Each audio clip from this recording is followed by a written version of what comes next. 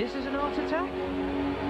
This is an art attack. This is Art Attack.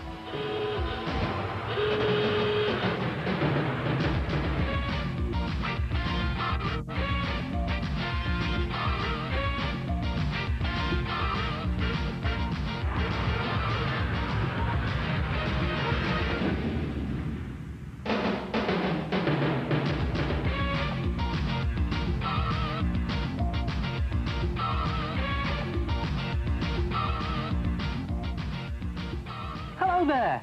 Hey, look at these fantastic old books I've found. Look at this. 100 years old, 150 years old. And what about this? I made it yesterday using one of these boring old writing books. Come and have a look at this. Take a book, any book you like. It can be one of those floppy exercise books, or it can even be a hardback writing book. And take some strips of Luro and just lay them on top of your book, like that. And then mix some PVA glue, 2 parts glue to 1 part water, and slop the glue onto your book and onto the Luro. Just sticking the Luro down on top of the book as you go. And you see what happens here? The Luro soaks up all the glue and sticks it to the book. I'll just do a couple of strips here to show you, but you should cover the whole of the front of your book and the back of your book. And it's also a good idea to do the inside of the book. I'll show you why in a minute. There it is. Now, the idea is to get it as flat as possible. I'll just do those 2 to show you. It doesn't matter if you've still got some crinkles in it, because that all adds to the old effect. Then when you've covered your book, leave it to dry overnight, and you should have something that looks like that. And the reason I asked you to do the inside cover as well is because it stops it warping outwards as the book is drying. And then your book is ready to do your design. Now, you can do any design you like. I'll show you a couple in a minute, but I'm going to design an old, ancient diary. Now, a lot of those old books had sort of very ornate hinges on them, so I'm just going to block that in very roughly to start with. 1 there, maybe 1 there, like that. You don't have to be neat at this stage. And if it's my diary, then I'm going to put my initial on the middle, like that. And a lot of those old books had sort of metal tips to protect them at the corners with rivets in. So let's put those in, just there. And if this is going to be a personal diary, then I'm going to put a lock on it. So let's put a lock on there, like that, with a keyhole. And when your design is done, take some more strips of loo paper or tissue paper, and this time dip them in the PVA mixture with your fingers, squeeze out the excess like that. Look at that, it's a bit messy, so it's a good idea to put some newspaper down, and just use this pulp to build up your design into a 3D relief, just pressing it onto your book with your fingers like that and moulding it as you go.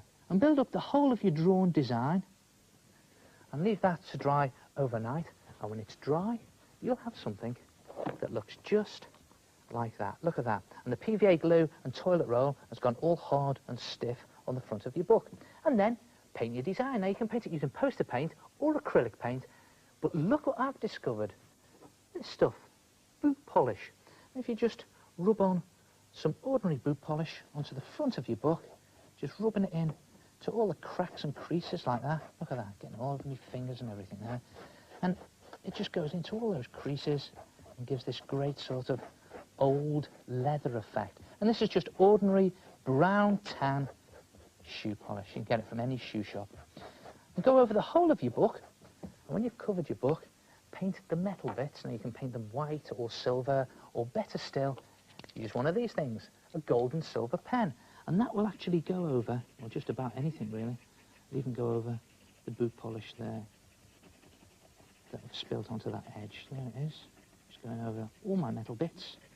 Again, I'll just do that lock there to show you. And when you've done the whole of your design, you can always go around it in permanent marker to make it more bold, and do a bit inside the lock to make it dark, and you'll have something that looks just like that. Look at that. There it is. Your own ancient personal diary. And there's lots of different designs you could try. Try something bold and colourful. Or what about a design based on your own school uniform? Or even a design for your sketch pad. Try it yourself. A 3D book. Oh, they look great. Hello, it's me, the head. Just mix 2 parts PVA glue with 1 part water. Dunk your toilet roll and model with it, and you'll find you can make almost anything. Do you want to see what I made? I just made a mess.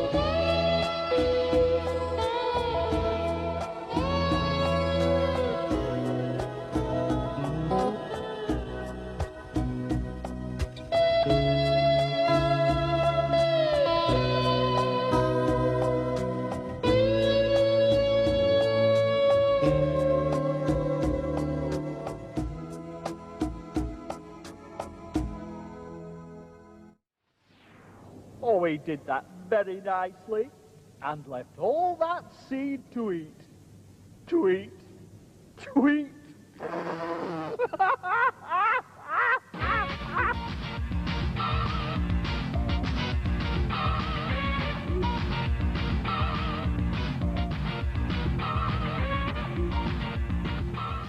You ever seen one of these before? A correction pen. You can buy them from newsagents or stationery shops, and they're used for correcting typing mistakes. But as I don't type, I've been fiddling around with one of them and have discovered that they're really good for drawing with on dark paper. And it's just a case of drawing normally, but pressing with your thumb, and out comes all this white correction fluid, and it leaves a real clear white line that's much stronger than a pencil crayon and easier to control than white paint. And there's lots of different effects that you can get. Watch this. You can get ordinary lines, just thin lines, by pressing normally. And you can get thicker lines, look at that, right through there, by pressing harder with your thumb. And if you press really hard, you get sort of splodges, like that. In fact, if you don't press at all, you get these thin, sort of wispy lines that are also a very good effect. And you get lots of correction fluid in one pen, so you can colour things in, like that. And it just feels like drawing with a white felt tip pen, really. Look at that. And I've also discovered that you can draw on almost anything with them, which makes them great for labelling things with your name. And again, you just write normally, pressing with your thumb, and they're good for decorating things. So watch this. a line, a few little wisps in the corner, and a line. I'll do that again, a line, a few little wisps in the corner, and a line. In fact, you can even draw on glass with them. I'm just going to hold this bottle close like that, and watch this. You just draw on the bottle normally, press with your thumb, and the fluid goes onto the glass, a bit like enamel paint on those old decorated glass bottles. Look at that, those little gaps there make it look like an authentic old glass bottle. Brilliant effect, that. A couple of stalks down there, a few little petals, and there it is. Try it yourself. Experiment. Decorate a few things. Go crazy. Versatile things, you know, correction pens.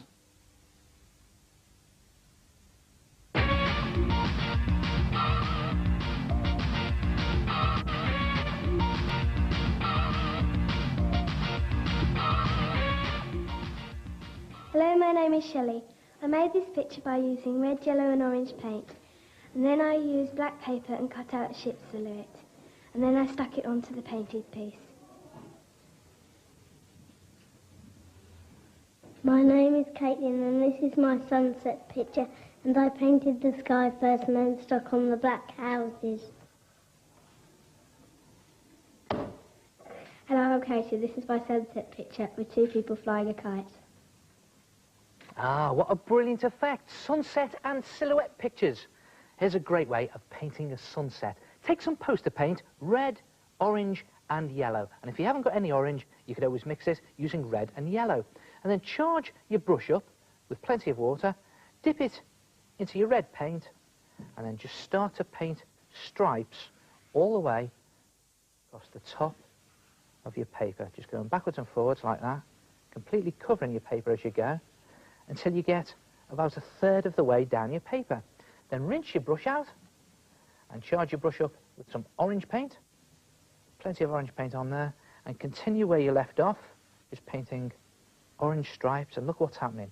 The orange is sort of merging into the red as you're going. And then when you get 2/3 of the way down, stop again, rinse your brush off and charge it up with yellow this time. There we go, and you're just painting on the yellow paint and dragging down the orange as you go. And here's a good tip. As you get towards the bottom of your picture, just add in more water, and it makes the yellow go fainter and fainter as you get towards the bottom and the horizon of your picture. And there it is. And then, if you want, you can just charge your brush up with water again and go over the whole thing, just blending all these colours nicely into each other like that. Look at that. And your sunset appears on your paper in front of your eyes. And then leave your sunset to dry, probably overnight.